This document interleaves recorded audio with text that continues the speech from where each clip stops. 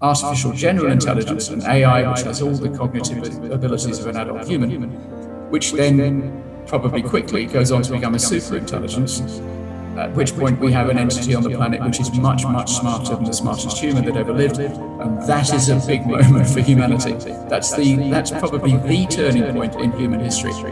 And it's fascinating that it's happened in this century, probably, maybe towards the end of the century, within the lifetimes of people alive today. I hope my son will be around to see it. If we get that right, then I think humanity will become like gods. Thank you, Calum. It's a pleasure and honor to have you on Change I Am Possible, which is India's first feature tech podcast. And to my audience who don't know about you, I'm going to give a brief introduction and then we'll dive into the conversation. So Mr. Calum Chace is a keynote speaker, a best-selling author on artificial intelligence, and he has authored books such as The Economic Singularity, Surviving AI, and Pandora's Brain, which is a novel about the first super intelligence on Earth. Before becoming a full-time speaker and author, Mr. Calum had a 30-year career in business and journalism, working for companies such as BBC, BP, KPMG, amongst others. Thank you, Calum. It's a pleasure and honor to have you on Change I Am Possible podcast. So I was on your social media page, and the headline says, "The AI Guy." What's the story behind the name? Thank you for inviting me, Eddie. It's a pleasure to be here. The reason why I've chosen that rather cheesy subtitle is that I have always been fascinated by the possibility of advanced artificial intelligence and what it would do to us. I read a lot of science fiction as a kid, and I still read it. And obviously AI, advanced AI, is a recurrent theme in that. But I always assumed until 1999 that advanced AI wouldn't arrive until I was long dead. And I read a book by an author many of your viewers will know of, Ray Kurzweil, who's a genius, but also a very strange man. And one of his books that I read was Are We Spiritual Machines? He made me realize that superintelligence, really advanced AI, could arrive in my lifetime or perhaps my son's lifetime. That was a shocking and really profound moment for me. And that was 1999, as I say. So I wrote a novel of the first version of Pandora's Brain in the year 2000. But I was working hard. I didn't have time to spend much time on it. I retired in 2011, and that's when I turned my attention full time to AI and what it means for us in the future. Now, right up until about 2014, 2015, I was one of a small number of people, relatively small number of people, who were taking that idea seriously. In 2014, Stephen Hawking, the late Stephen Hawking, wrote an article or published an article in the Huffington Post, which said strong AI, superintelligence, is probably coming, and when it does arrive, it will either be the best thing or the worst thing ever to affect humanity. And I think he was absolutely right. There's been a lot of commentary about it since, but I think he was absolutely right. Then the world got interested. So in 2015, we had the great robot freakout, and pictures of the Terminator appeared in newspapers all over the world all the time. And it's a great image, why not? And people started asking me to give talks, and I wrote more books because I'd been thinking about this for a long time. So I call myself the AI guy because I've been thinking about it a long time. And I'm sure I'm wrong about a lot of things, but I've got a fairly well worked out overall view about what may happen and what we should do about it. Lovely. Yeah, definitely. Obviously, in the course of conversation, we'll talk about the Terminator and superintelligence and even Ray Kurzweil. But today, our conversation is incomplete if we do not talk about COVID. Everyone dwells in the negatives of the pandemic and agree that it's impacted us, disrupted us terribly, and it's difficult to find anything positive about the pandemic. But let's try and present the positives or the brighter side of the COVID. So what, according to you, have been the positives of COVID? There have been. First of all, it's important to say that overall it's been a disaster. Many people have died, many people have lost loved ones, have been given long-lasting illnesses, businesses have closed all over the place. It's been a real disaster. One thing it has done is it's made us very aware that plagues haven't gone away. The plagues have been a constant companion of humanity. but we haven't had one for quite a while. I suppose the last really big one was the Spanish flu in 1919, which killed more people than the First World War did. And of course, there's been SARS and MERS since then. But in the future, we'll probably have another one. And the one we've got now is really bad, but it's not an existential risk. It's unthinkable that it could wipe us out. We could have a plague which could wipe us out. You just need to twiddle the R number a bit and it could take us out. So one good thing about this COVID is it might inoculate us against a much worse one in the future. So that's one thing. And some people say it's going to accelerate automation, and I guess it will. But I think the speed that automation proceeds at, and for reasons which we may come on to talk about later, I think automation should be speeded up. It's a good thing for us to accelerate it.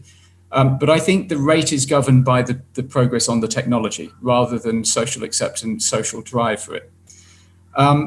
The latter does have an impact, but not as much as the rate of development of the technology.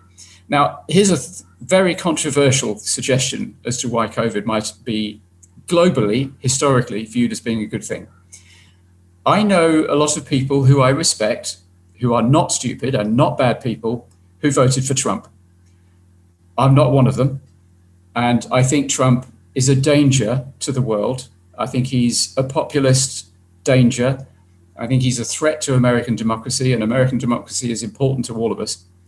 So if COVID hadn't happened, seems to me quite likely Trump would have been re-elected. If that had happened, I fear American democracy would not have survived another 4 years of Trump. So maybe COVID has got rid of Trump. Sure. I mean, whatever he has done to the world, the environment, and I hope that the new president, Joe Biden, comes and kind of like changes that. So from my perspective about COVID, I've seen, at least here in India, I mean, what it's done is basically it's cleaned up the environment. The work from home is a great thing, is something that we have understood, because in Bombay, we are an extremely populated city. At times, if you're moving from an office to a home to office, you're stuck for hours. And now then suddenly the work from home, and you understood that you can be productive, there's family time, and obviously the acceleration of digitization. Now, whether that's good or bad, obviously we'll get into the conversation. So let's talk about the book, Economic Singularity. What does the book address? And you're the first person I have come across who has put economic in front of the word singularity. So could you explain that? There's an economist called Robin Hanson who used the phrase before me, but he meant something quite different by it, and I didn't find out until later. So what I mean by the economic singularity is the time in the future when we have to accept that humans, the great majority of humans, cannot get jobs. They can't be paid for work. They'll still work, assuming society continues to exist. They'll still work because humans always need projects to be happy. So we'll do work. We just won't be able to be paid for it. And the reason for that is that there will be machines which can do pretty much whatever we can do for money, cheaper and better and faster than we can. And I call it a singularity because a singularity is a point in a process. It's a term borrowed from maths and physics. It's a point in a process where a variable becomes infinite. And at that point, everything changes. So a singularity is a metaphor for the biggest kind of change you can have.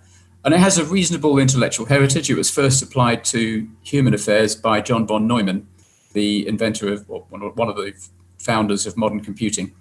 So it's simply a metaphor for a really, really big change, bigger than the revolution. And the economic singularity is the point when, as I say, we have to accept that most humans can't do jobs. And we will need a significantly different type of economy. My suspicion, I've increasingly come to think, is that it will still be a form of capitalism. We will still need the market, but we're going to need, obviously, a way to provide resources for all the people who haven't got jobs. And I don't think universal basic income is the answer, because I think universal basic income, if the economy remains pretty much the way it is now, it's not affordable. But even if we could afford it, then the very best it would do, because it's a basic income, is make everybody poor. And that's not good enough. We have to make everybody rich, or at least comfortable. So my preferred solution for the economic singularity, my preferred outcome, is what I call fully automated luxury capitalism. So it's fully automated because machines are doing most of the jobs that need doing. And it's luxury because everybody has a great standard of living, because they're being given money or being given resources by some central organization, might be government run, might be decentralized somehow on the blockchain. And capitalism, because I have a great deal of skepticism about any kind of communism or thoroughgoing socialism. Central control, I think, inevitably means massive corruption and inefficiency. So capitalism and market-driven. There will be things which are scarce, probably forever.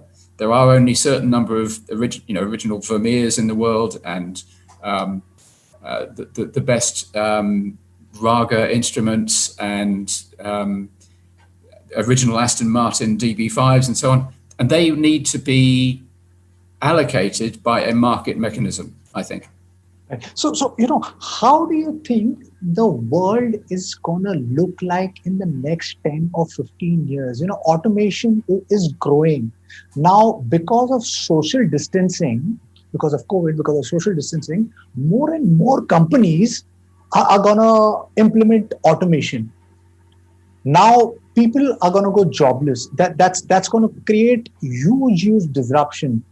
The larger population is not skilled for the new job which is there in the market, whether it's artificial intelligence, machine learning, augmented reality, virtual reality, mixed reality.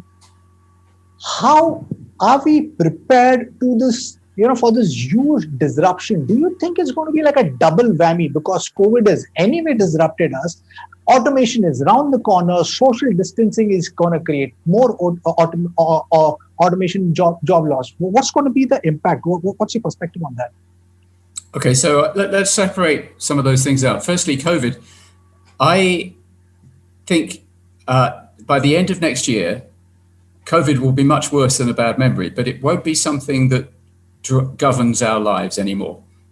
We'll have vaccines. It looks like the latest Oxford vaccine, the last of the 3 that have been announced so far, is cheap and easy to distribute, easy to store, should be available for most people, everybody around the world, fairly soon, middle to the end of next year.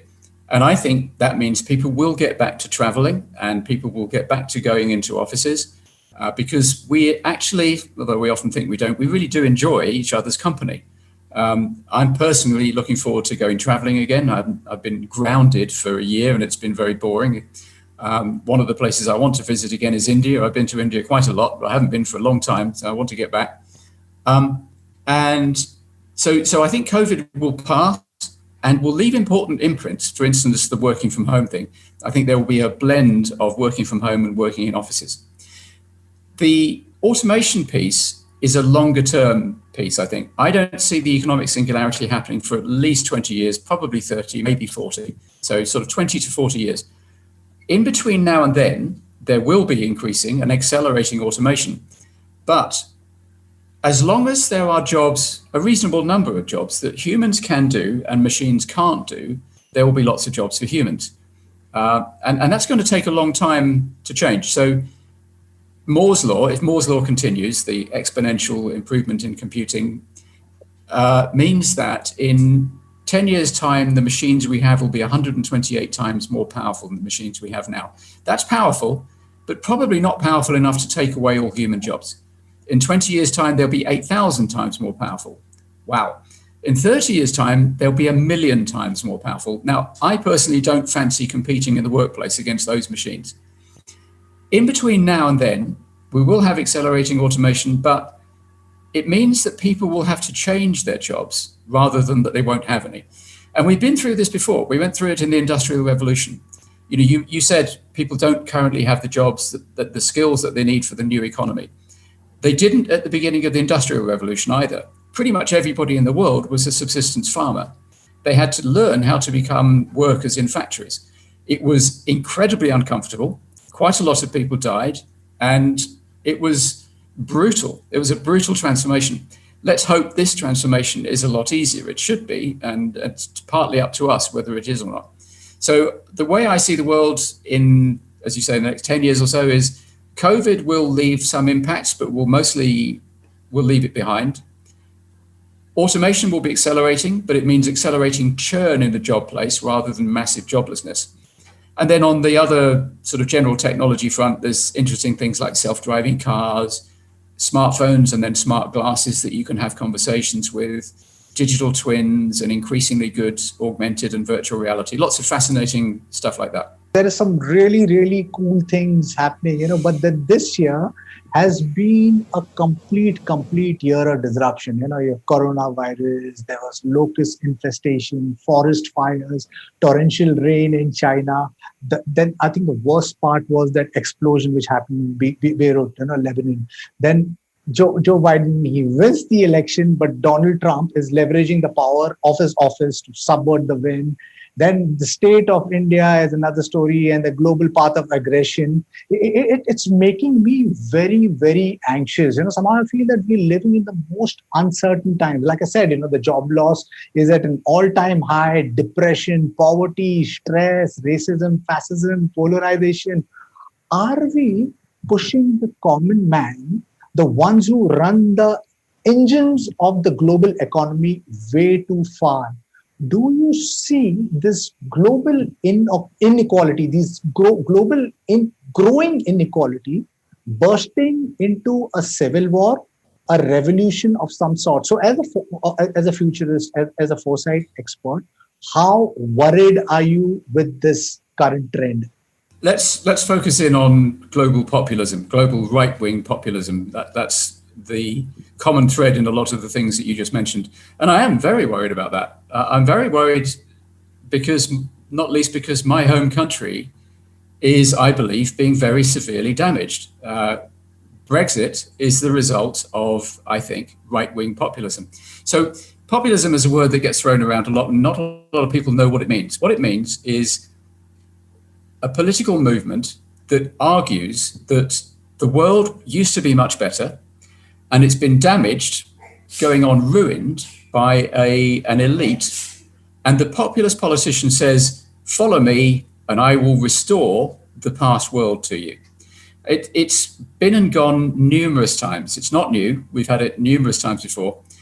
When it's most successful, it's devastatingly damaging. And the most successful example of it is the Nazi Party in Germany. And they burned the world. So that's how bad it can get. Now, are we in a wave of populism which is that bad? No, I don't think so. As I say, I think Trump is the world's #1 exponent of it, simply because he leads the world's most powerful country. And he is on the way out. Maybe he'll come back in 2024, or maybe he'll be in jail. Who knows? There are other, even more powerful exponents like Putin in Russia and Erdogan in Turkey. I'm not going to make any comments about India. That would be rude of me. Those people are even more powerful within their own country, but their countries are not as powerful as the USA. But to take my country, England, Britain, and it is mostly England that's done this to us, the idea that somehow the European Union is a bunch of elite bureaucrats in Brussels who've stolen British liberty and the Brexiteers would take it back is largely a lie. The proponents of it, Rupert Murdoch, Boris Johnson, Nigel Farage, are mostly opportunist liars. And they've persuaded an awful lot of people who are unhappy about various things to vote for them. And I think those people have been lied to. I think they've made a mistake. They obviously think I'm wrong. So, there's a debate. But I think England, because I think Scotland will probably leave the UK and Northern Ireland will rejoin, or rather join Ireland. So England and Wales will be left on their own. And I think England and Wales will suffer really badly, culturally and economically, in the next decade. And eventually people will think that wasn't a good idea and they'll apply to rejoin the EU. That's my guess about what will happen.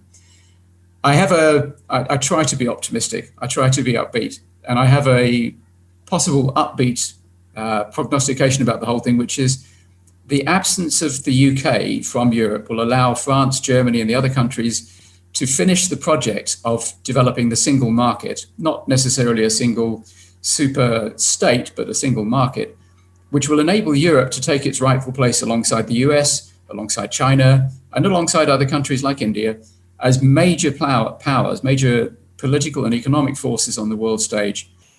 And England will eventually ask to climb back on board.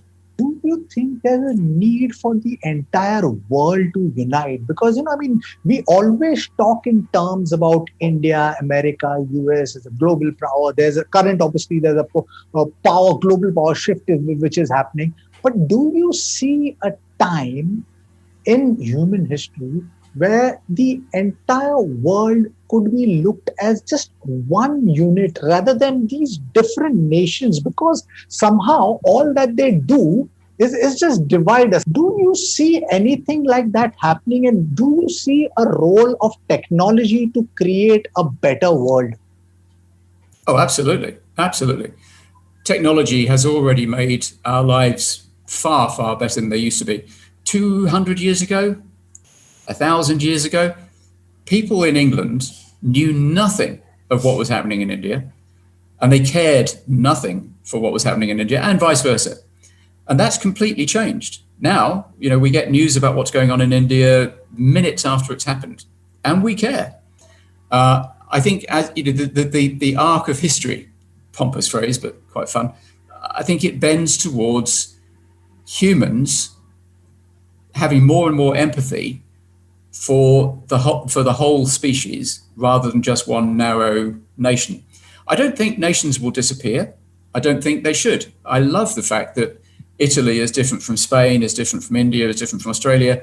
It's what makes the world interesting. It's one of the many things that makes the world and humanity interesting. But I think that as we get richer, as we get better technology, we do take more of an interest and we care more about what's happening in all parts of the species, the community. But I feel that, we are at a momentous history in time where never before a common man with internet connectivity, desire and intent has been given the opportunity to change the world.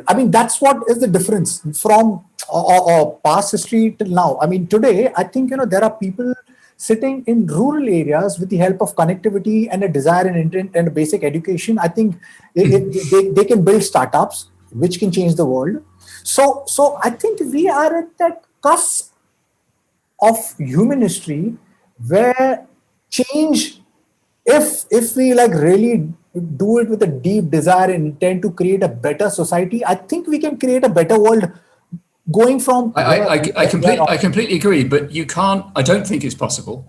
I've never heard of a plan to get us from the current not perfect world to a utopia in 5 seconds flat. There's a really nice idea coined by Kevin Kelly.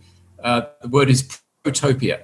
So he says utopia is A, impossible, and B, very boring. And rather than saying we must in some time period, whatever it is, a minute, 5 minutes, 5 years, achieve utopia, what we should do is have a world which is really good, but just keeps getting better.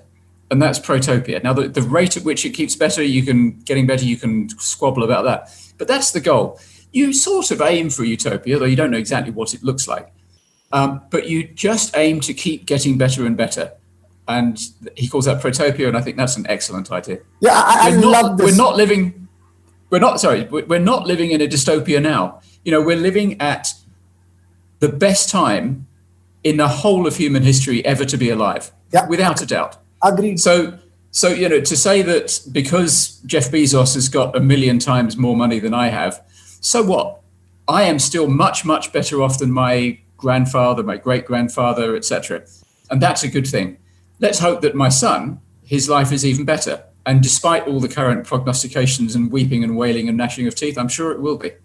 Right. I love your perspective. Your Protopia. Yeah, because I think we are always looking for, a utopian world, and we're shit scared of the dystopian world, but looks like we're going towards the dystopian world. And then you're saying Protopia. Maybe that could be something different.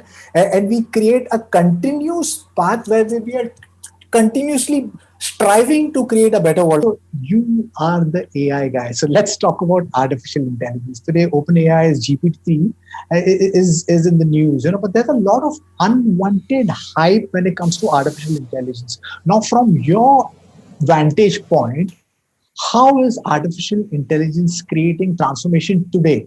And how do you think it will change the world when artificial intelligence gets widely adopted and deployed? And when do you think we will have artificial general intelligence? So artificial intelligence isn't one thing. It is I suppose it's a technology, and we already have a lot of it, but it's getting better and better, and it's getting more and more widespread. That process is going to go on for a long time. There's no end point in the next 5, 10, 20 years. Where you can see it now very clearly is in the products and services from the tech giants. So Google Search, the mapping services, Google Maps, Apple Maps, and so on, Google Translate, the recommendation systems, they're not so good, but they're still quite impressive from Amazon and Netflix and so on. And also similar products and services from Google, Alibaba, and Tencent in China. And as a side note, it is high time that Europe and India and other players stepped up and contributed to this revolution. Anyway, so those companies are providing remarkable services. And you mentioned GPT-3, which is the world's most advanced natural language processing system developed by OpenAI, partly co-founded by Elon Musk. So we already have a lot of it, and currently you can see it mostly in the products and services of the tech giants, but it is starting to permeate out into the wider economy. And anybody running a big company, and most people running small companies, are thinking about, how do I deploy AI in my business? And it's not easy. You need a really good business case. You need a good solution that it's trying to solve. You need acceptance by senior management and people all the way down the organization. You need the ability to understand it. So you need people who are experts, or you need to buy that expertise in from outside. And a lot of experiments are underway, and a lot of them are failing, but some of them are succeeding. And I think over the next 10 years, we're going to see lots and lots of industries transformed by AI. And we're going to see it making lots of money for people and saving lots of money.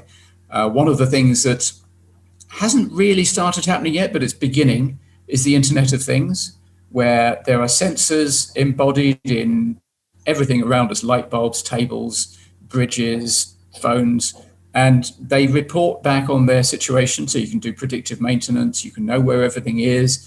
Remarkable numbers of advantages from making the world intelligible, which is one of the things that AI does. So that's going to keep happening more and more. And I talk about there being two singularities coming in this century. I think this is the century of two singularities. The first one we've already talked about, which is the economic singularity, which, as I said, I think is probably 20 to 40 years away. And then I think later, and I do think these two things are likely to be separate, but maybe they will merge into one, but I think they'll be separate. The next one is the better known singularity. It's the technological singularity, and that's the arrival of artificial general intelligence, an AI which has all the cognitive abilities of an adult human, which then probably quickly goes on to become a superintelligence, at which point we have an entity on the planet which is much, much smarter than the smartest human that ever lived. And that is a big moment for humanity. That's probably the turning point in human history. And it's fascinating that it's happened in this century, probably, maybe towards the end of the century, within the lifetimes of people alive today. I hope my son will be around to see it. If we get that right, then I think humanity will become like gods, perhaps more like Hindu gods than Christian gods, which is probably a good thing because the Christian God's not very nice. If we get it wrong, then extinction is quite likely, but it's not the worst possible outcome. So it's a really big deal. Yeah. So yes, I think we are at the cusp of us humans becoming Homo Deus, the gods, and yes, I think we as the entire globe People should come together and have a conversation on this, because you mentioned about Internet of Things, sensors. Yes, we are getting into the spatial world where everything physical is going to be digitized. It'll be having sensors. It'll read the world around, store data, give us the information, help us, create better products and solutions. Yes, there's some fantastic things happening, like age reversal, virtual reality. Obviously, I'm super excited, but then there's this downside that, yes, we are at the cusp of playing God. Through our human history, I mean, we are not so good in handling, taking good decisions, as a collective. Are we prepared as a race of this huge power that we are gonna have? You've written a book called Surviving AI. So how excited or worried are you about all of these technologies which is growing exponentially? I'm very excited about it, and I imagine that comes through in the way I talk about it. AI and all the other technologies that we're developing, they are technologies, and technologies are always dual purpose. They can be used for good or bad. They can have good or bad outcomes. Looking back at human history, we've made a lot of mistakes, and we'll carry on making a lot of mistakes. It's part of our nature. But on the whole, we've, I think, moved in a positive direction. We have fire, we have electricity, we have nuclear power. And overall, people might argue with this, but overall, we've used those technologies more for good than for bad. And I think we can do the same with AI. But of course, as our technologies get more powerful, the risks from bad use, either inadvertent misuse or deliberate misuse, get bigger. Obviously, somebody could blow the world up with nuclear weapons. And AI, superintelligence, could, I think, be an existential risk. It is an existential risk for us. But as I say, I'm hopeful that we'll continue to have more good than bad, and the upside potential of AI is staggering. So yes, I am excited. I think we should all be excited, but we also, and I'd like to see more people, obviously, you and I'm sure agree, it would be great to have everybody around the world thinking about these things, partly because if everybody's thinking about them, we're more likely to get the good outcomes, because crowds are generally smarter than individuals, and 8 billion of us can make sure it works out well. But it is also important for people to keep a sense of perspective. A key thing which people often miss is timing. A lot is in the timing. We're not going to have superintelligence tomorrow. The Terminator's not just around the corner. Now, some people, including a friend of mine, Ben Goertzel, who's very storied AI researcher, thinks it could happen in 10 years. I think he's too optimistic. I think it's more likely to be towards the end of the century, but he's a smarter guy than me, and he might be right. But it certainly isn't around the corner right now. And if people think, oh, it's all going to happen tomorrow, then they alienate other people who look out in the world and don't see it there. So it's important not to succumb to the hype over the timing.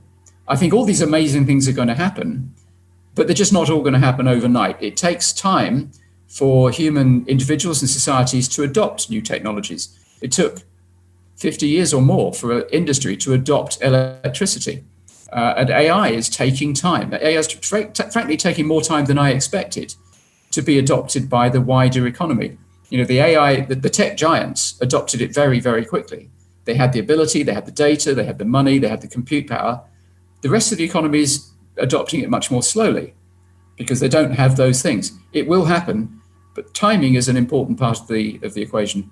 Right, completely agreed. At times, if you see right now, we are over expecting out of all of these technologies. All of these technologies, right from artificial intelligence, IoT, blockchain, genetic engineering, they are at a nascent stage, but it's growing rapidly. And somehow, there is also the other side, a group of people, because there seems to be a resistance to technology. There is a group of conspiracy theorists who are bringing down 5G. Then there is, because Yang Kui, genetically engineered, two babies in China. There's this global outburst for it. It looks like, we are in a catch-22 situation. Do you see that there could be chances of people or government coming together and blocking this revolutionary science and technology, which could take us humans to our next evolution? So governments can slow down the advance of technology, and they do. But generally, when governments do it, they simply disadvantage their own people and their own economies, and it proves to be a failed model, and then it gets overthrown. Either the government has to change its approach, or the government is removed. Sometimes governments can hold out for a very long time. North Korea is an example of a country holding out against most technology for decades and getting away with it so far. They won't get away with it forever, I imagine.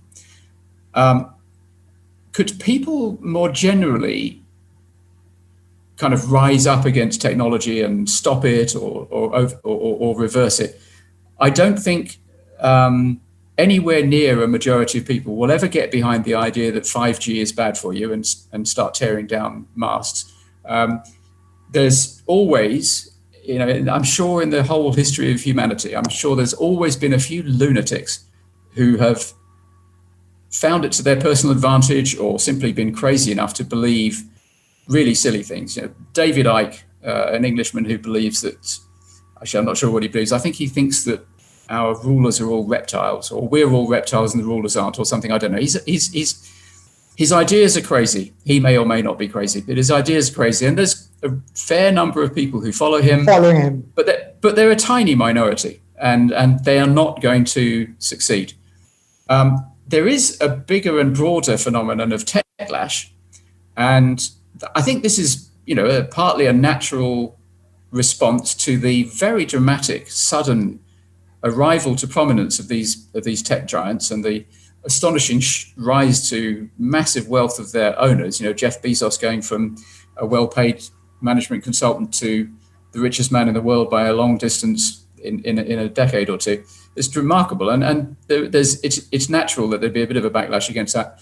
Personally, I think the main motive force behind techlash, the backlash against technology, is that the tech giants, and in particular Google and Facebook, have stolen the advertising industry from Rupert Murdoch and people like Rupert Murdoch. And Rupert Murdoch, although his newspapers and media outlets don't make anything like as much money as they used to before Google and Facebook stole the industry, he's still powerful. He's very powerful. He's too powerful by a long way. And he drums up a lot of hatred against Facebook and Google. And I think a lot of it is quite unreasonable, quite unjustified. I realize I'm probably in a minority about that. I don't use Facebook myself, and I don't particularly like it. But my sense is it's much more a force for good than it is force for evil. The way it enables people to stay in touch with their friends around the world and families, and the way it enables people to make contact, I think that's a great thing. The more humans can make contact with each other around the world, the closer we get to that great situation where humanity, every member of humanity feels like a member of humanity and doesn't just feel like a member of their own little tribe or their own nation and so on. So I think techlash will fade because I don't think Murdoch will have the power to keep it going forever. Right. So I was on a LinkedIn page, and correct me if I'm wrong, I saw that you had written something about the Transcendent Hypothesis by John Smart. So would you like to talk a little bit about that? Because I personally have been invested in virtual reality, and the way the technology is growing, I feel that in another couple of decades, maybe we'll be able to create virtual worlds which will be indistinguishable from the physical world. Now, according to John Smart's Transcendent Hypothesis, he says that instead of us going outwards and going to space, it seems we're going to go inwards. Would you like to talk a little bit more about that? As I understand it, the idea is, it's partly a response to Fermi's question, which is often called Fermi's paradox. I don't know why, because it's not a paradox. The Fermi's question, Enrico Fermi was a physicist, an Italian physicist in the early 20th century, he asked, where is everybody? He looked up at the sky and said, where is everybody? There's the famous Drake's equation, which tries to offer some basis for thinking about whether there is extraterrestrial life and how common it would be. So we live in a very, very big galaxy, 100 billion stars, and there seem to be about 100 billion galaxies in the universe. That's a lot of stars. And we now know that most stars have planets around them.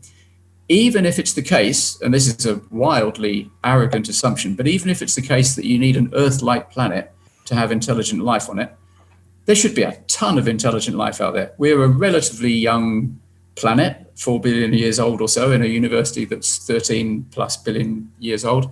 There should be tons of life, tons of intelligent life, which is more advanced than us, but we don't see any sign of it. Not only do we not have universally agreed to be credible reports of little green men wandering around on Earth, but we don't even see anybody flashing the number pi using light or some even faster, if there could be a faster way of getting messages around the universe. We don't see any signs of civilizations throwing stars around in order to generate huge amounts of energy.